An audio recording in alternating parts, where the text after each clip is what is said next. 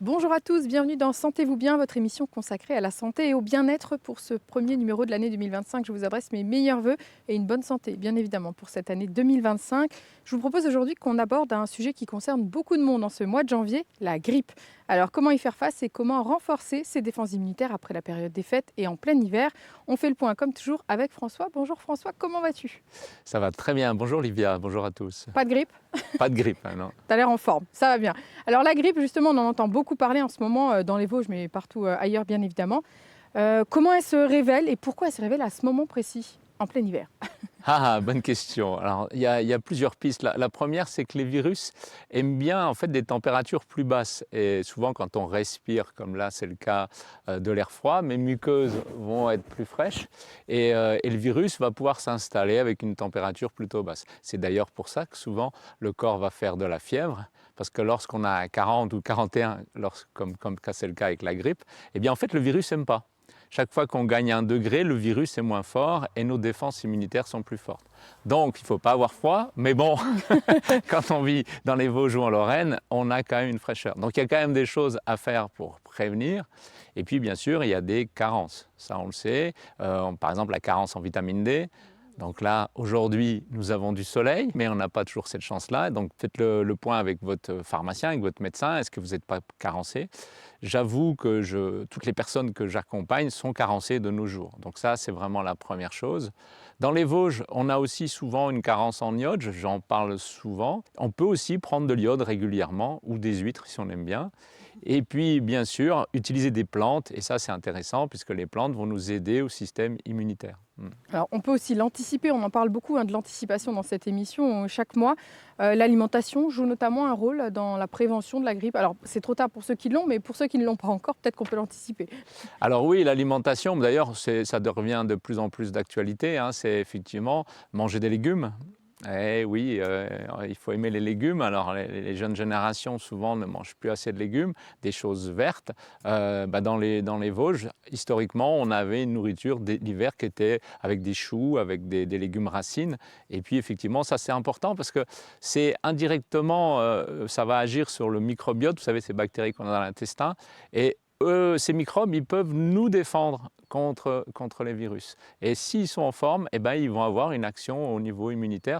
Paradoxalement, si on a mangé trop de sucre ou trop de choses riches, eh bien, en fait, tout le système immunitaire va être un peu endormi. Et le virus, il s'installe tranquillement sur une gorge un peu fraîche. Il se dit « Oh, super, tout le monde est endormi ici. Et donc, je vais pouvoir en fait, me multiplier assez vite. » Alors, une fois qu'on est contaminé, qu'on a la grippe, si on veut utiliser des remèdes naturels, par quoi ça peut passer? En fait, quand il y a un virus, la grippe, il faut agir très vite. Là où ça marchera très bien, c'est, vous savez, on rentre le soir, on n'est pas encore malade, mais on sent que ça ne va pas trop bien. Donc là, effectivement, on peut utiliser des infusions de thym à volonté.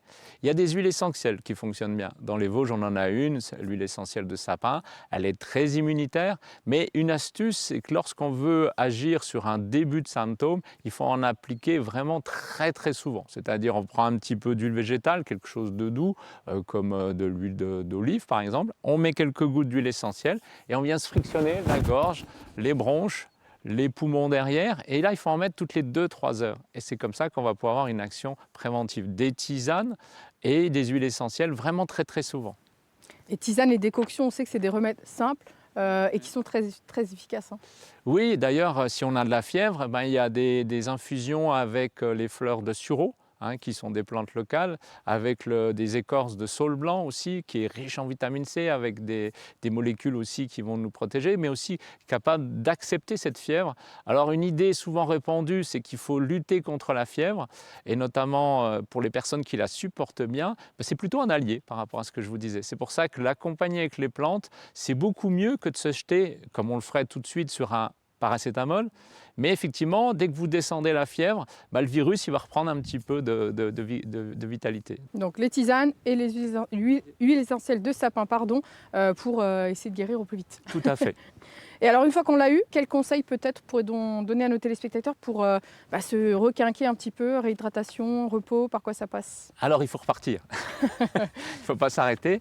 Alors effectivement, c'est le moment déjà de réfléchir comment ça se fait que je l'ai eu, que les autres ne l'ont pas eu, puisque tout le monde ne l'a pas. La grippe, elle est partout en fait, et quand même il y a des personnes qui vont l'avoir plus facilement. Alors pour éviter des récidives, ce qui est important, il y a une plante quand même qui fonctionne bien, que j'ai beaucoup conseillé, c'est le ginseng. Le ginseng, c'est une plante, on va pouvoir faire une cure pendant 15 jours, aider le corps à retrouver du dynamisme. Ça, c'est important. Après, il y a des compléments comme de la vitamine C. Et puis surtout, se remettre à avoir un mode de vie, comme on le disait tout à l'heure, équilibré, avec, du coup, on va manger plutôt léger. Paradoxalement, lorsqu'on a été malade, il ne faut pas revenir tout de suite à la raclette ou à la fondue, parce que sinon, c'est pas un bon départ. Saison, hein. Oui, mais ce n'est pas un bon départ. Donc on mange léger, et puis quelques tisanes pour se requinquer. Puis, voilà, je dirais au moins une semaine avant de repartir sur une alimentation classique. Merci François de nous avoir donné tous tes conseils. Merci à vous de nous avoir suivis. Ne partez pas tout de suite, quelques minutes de méditation avec François. Moi, je vous donne rendez-vous le mois prochain et je vous souhaite une très bonne semaine sur Rouge Télé. À bientôt.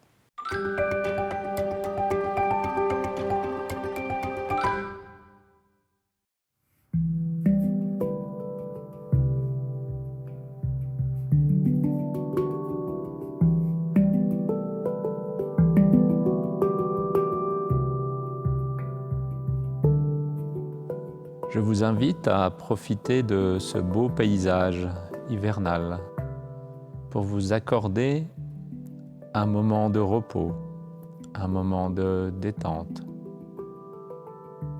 à vous recentrer sur vous-même, à percevoir votre respiration. Et au fur et à mesure que vous prenez de la distance, comme dans cette image, vous pouvez prendre conscience de l'air qui rentre dans vos poumons.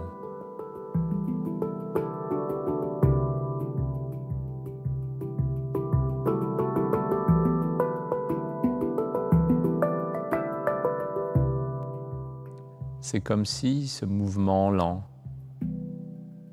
vous invitait à prendre du recul, de la hauteur.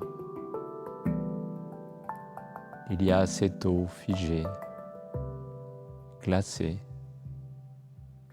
et vous, au-dessus, qui apprenez maintenant à prendre du recul. Vous pouvez même maintenant relâcher les épaules peut-être, les bras. Si vous en sentez l'envie, vous pouvez également fermer les yeux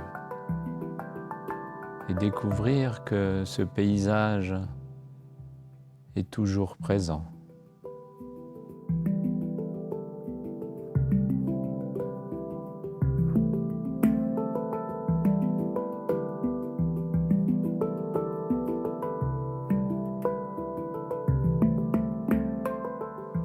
Il y a un brouillard qui vous masque le détail. Il y a aussi ce brouillard qui pourrait vous effacer les petits soucis du quotidien. Vous êtes relâché,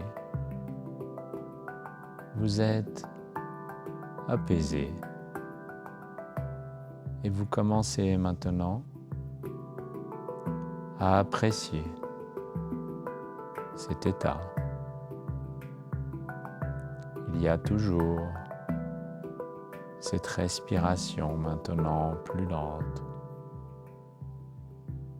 Il y a toujours l'air qui rentre dans vos poumons, plus froid. Et peut-être même un air plus chaud qui sort. C'est comme si vous pouviez inspirer de l'air frais et laissez sortir tous vos soucis. Maintenant, vous arrivez à prendre de la hauteur. Tous les petits tracas deviennent si petits. Et vous commencez même à vous émerveiller de cette nature, des saisons, de ces variations. Et vous pouvez même apprécier le fait que ce brouillard vous invite à plus d'évasion.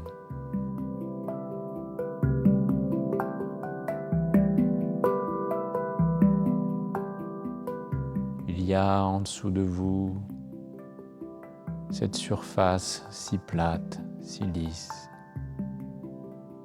comme une invitation à apaiser tout ce qui pourrait être en vous, ces anciennes tensions, cette petite palpitation ou irritation. Tout devient si lisse maintenant. Et vous vous remerciez de vous être accordé ce temps de détente et de relaxation. Et vous appréciez encore une fois cette ambiance et ce brouillard qui vous a permis de prendre enfin un temps pour vous.